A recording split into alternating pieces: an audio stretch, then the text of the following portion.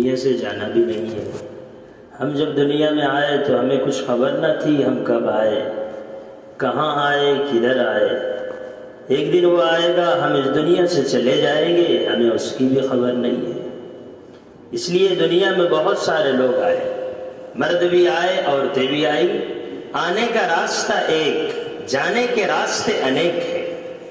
ایسا کوئی ضروری نہیں ہے کہ پہلے بوڑھے جائیں گے پھر جوان جائیں گے۔ ہمارا ایک دوست مدینہ میں رہتا ہے، ہم لوگ دیوبند میں ساتھ میں پڑھتے تھے۔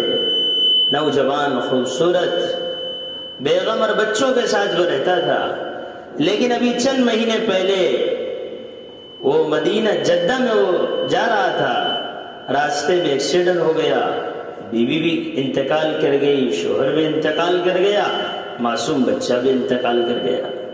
کس کو یہ خبر نہ تھی کہ یہ ہمارا دوست چند سالوں کے بعد اس دنیا سے چلا جائے گا۔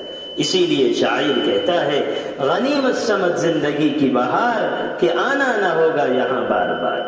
ایک اللہ نے ہمیں موقع دیا ہے، اس لیے یہ جو جوانی کی زندگی ہے یہ بہت قیمتی ہے، اور قیمتی اس وجہ سے ہے کہ یہ ایام، یہ گھڑیاں، یہ وقت، یہ صبح، یہ شامیں کچھ ایسی ہوتی ہے جن میں آدمی، جن میں مرد عورت، بچہ بچی کی امنگیں، تمنائیں، ارمان ہوتے ہیں۔ تو یہ جو لمحے ہیں، ان لمحوں کو اللہ کی اطاعت کے ساتھ، محمد صلی اللہ علیہ وسلم کی اطاعت کے ساتھ ہمیں گزارنا ہے۔ یہ زندگی بہت قیمتی ہے۔ جس دن زمین تانبے کی اور آسمان لوہے کا اور سورج سوا نیزے پر ہوگا اور کہیں سایہ نہ ہوگا بلکہ دھوپ ہی دھوپ نظر آئے گی، ایسی حالت میں اللہ کی طرف سے اعلان ہوگا، وہ جوان جو جوانی میں اللہ کی اطاعت کرتا تھا یا کرتی تھی، وہ میرے عرش کے سائے کے نیچے آ جائے۔ اس لیے ہمیں اس دنیا میں رہ کر جو اپنی تعلیم ہے اس پر بھی محنت کرنا ہے۔ علم جو ہے وہ محنت سے آتا ہے، بغیر محنت کے علم حاصل نہیں ہوتا۔ اسی لیے شاعر کہتا ہے، من رام العلا بغیر قد اضاع العمر فی طلب المحال۔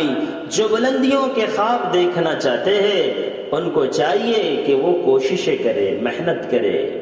من رام العلا بغیر قد اضاع العمر فی طلب المحال۔ جو بلندی کے خواب دیکھنا چاہتا ہے اور پڑھنا لکھنا کچھ بھی نہیں، میں ڈاکٹر بن جاؤں، میں انجینئر بن جاؤں، میں پروفیسر بن جاؤں، تو یہ سب بننے کے لیے کچھ محنت کی راہوں سے گزرنا پڑتا ہے، اور جن سے علم سیکھ رہے ہیں ان کا اعزاز، ان کا احترام زندگی میں لائے بغیر کوئی بلندیوں کے میناروں پر نہیں پہنچ سکتا۔ یہ بات بہت یاد رکھنے کی ہے، سمجھ رہے ہیں آپ؟ کہ اگر آپ یہ چاہتے ہیں کہ ہمیں بلندی حاصل ہو تو اب ہمارے جو اساتذہ ہیں ان کا اکرام ضروری ہے، ان کا احترام ضروری ہے۔ جس سے ہم نے ایک لفظ بھی سیکھا ہے تب بھی وہ ہمارا استاذ ہے۔ حضرت علی رضی اللہ عنہ جو حضرت فاطمہ کے شوہر تھے اور محمد صلی اللہ علیہ وسلم کے داماد تھے، وہ فرماتے تھے، جس نے مجھے ایک لفظ سکھایا، کتنا؟ ایک لفظ، 1 گھنٹہ نہیں پڑھایا، ایک لفظ سکھایا، فرمایا میں اس کا غلام ہوں، میرا آقا ہے۔ اور غلام کسے سمجھتے؟ جیسے جانور خریدتے نا، پہلے زمانے میں مرد عورتیں بکا کرتی تھی، تو جو ان کو بازار سے خرید کے لاتے تھے وہ ان کے آقا ہوتے تھے اور یہ ان کی غلام باندیاں ہوتی تھی۔ حضرت علی فرماتے تھے، جو مجھے ایک لفظ سکھا دے وہ میرا آقا ہے، انشاء عاتقا، اگر وہ چاہے تو آزاد کر دے، اگر وہ چاہے تو مجھے اپنا خادم بنا لے۔ تو جو ہمارے اساتذہ ہم کو پڑھانے والے ہیں ان کا احترام، ان کا اعزاز، ان کی محبت، اس لیے کہ جو بچہ اپنے اساتذہ کی نگاہوں میں محبوب نہیں ہوتا وہ امت میں وہ کام نہیں کر سکتا، اور وہ بلندیوں کے ان میناروں پر نہیں پہنچ سکتا جو وہ خواب دیکھنا چاہتا ہے۔ اگر اساتذہ کا احترام نہیں، ان کی عزت اور ان کی عظمت نہیں، تو پھر بلندی کا خواب کیسا ہے؟ شاعر کہتا ہے، ای خیال است محال است جنون، یہ تو ایک دھوکہ ہے، ایک محال ہے، ایک بس خواب ہی خواب ہے۔ اس لیے ہمیں اس دنیا میں ایک تو موت کی تیاری کرنا ہے، اور جو علم حاصل کر رہے اس کو صحیح جذبے کے ساتھ حاصل کرنا ہے۔ جذبہ کیا ہو ہمارا؟ کہ میں جو بنوں گا انسانوں کو نفع پہنچانے کی کوشش کروں گا. مجھے بہترین ڈاکٹر بننا ہے اس لیے کہ میں غریب لوگوں کا معاون بنوں، ان کا ساتھ دوں. مجھے بہترین ٹیچر بننا ہے تاکہ میں میری امت کے بچوں کی مستقبل کو بہترین سے بہترین بنا سکوں. تو اس لیے اب وقت بھی بہت ناکافی ہے، چند منٹ باقی ہے اور مجھے بھی یہاں سے دوسری جگہ بیان کرنے کے لیے جانا ہے. تو آپ سے میں چند باتیں ایک شارٹ میں کہتا ہوں.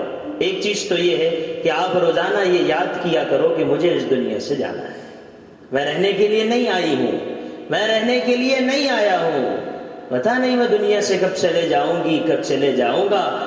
اس لیے یہ سوچتے رہنا کہ یہ میرے زندگی کا آج آخری دن ہے. اچھے اچھوں کو نہ چھوڑا ہے موت نے، کھیل کتنوں کے بگاڑا ہے موت نے.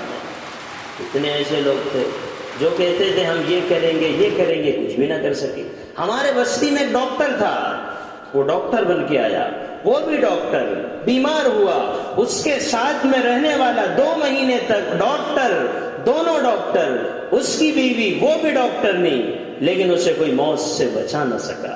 اس لیے علی رضی اللہ عنہ فرماتے ہیں الموت لیس منہ الفوت، موت سے کوئی بچا نہیں اور موت سے کوئی بچ سکتا نہیں. کون کہتا ہے بھائی مر گیا، مر نہیں گیا، کام پورا کر کے وہ اپنے گھر گیا. اس لیے ہم سب چلے جائیں گے ایک دن. چند سال پہلے ہم اس دنیا میں نہ تھے، چند سال کے بعد ہم اس دنیا میں نہیں رہیں گے. چاہے وہ بچہ ہو یا بچی ہو، لڑکا ہو یا لڑکی ہو، مرد ہو یا عورت ہو. علی رضی اللہ عنہ نے اپنی بیوی فاطمہ رضی اللہ عنہا کو جب قبر میں اتارا، آپ کی چہیتی بیگم، تو آپ نے اس وقت ایک شعر پڑھا جس کا ترجمہ یہ تھا ہمیں کیا جو تربت پہ میلے رہیں گے، تے خاک ہم تو قبر میں اکیلے رہیں گے. کہ تنہا جانا ہے، کچھ پتہ نہیں میرے ساتھ میرے قبر میں کیا ہوگا. اس لیے ہر وقت یہ سوچو، ہر مرد، ہر لڑکا، ہر لڑکی یہ سوچے کہ میری زندگی کا دن کون سا آخری ہے، مجھے اس کی خبر نہیں ہے. جسے یہ پتہ نہیں کہ اسے کب جانا ہے تو اسے دنیا میں رہ کر اللہ کی اطاعت کرنا ہے. کیا کرنا ہے؟ اللہ کی اطاعت. اللہ کی اطاعت میں نماز سب سے اعلیٰ ہے، اس لیے نماز کا اہتمام کریں گے. آپ لڑکوں کو تو نماز معاف ہی نہیں ہے کسی حال میں بھی. لڑکیوں کو اللہ کی طرف سے جو عذر لاحق ہوتا ہے اس میں نماز معاف ہوتی ہے، لیکن اس کے علاوہ نماز کسی کے اوپر معاف نہیں. ایک نماز قضا کرنے پر، یعنی فجر کی نماز کو اشراق کے بعد پڑھنا، ظہر کی نماز کو عصر کے بعد پڑھنا، ایک نماز قضا کرنے پر 2,88,00,000 برس جہنم میں جلنا ہوگا. کتنے؟ 2,88,00,000 برس جہنم میں جلنا. کس کو؟ جس نے ایک نماز قضا کر دیا، جس نے ایک نماز قضا کر دی. اس لیے یہ بات ذہن میں رکھنا کہ اب ہم آج سے نماز نہیں چھوڑیں گے.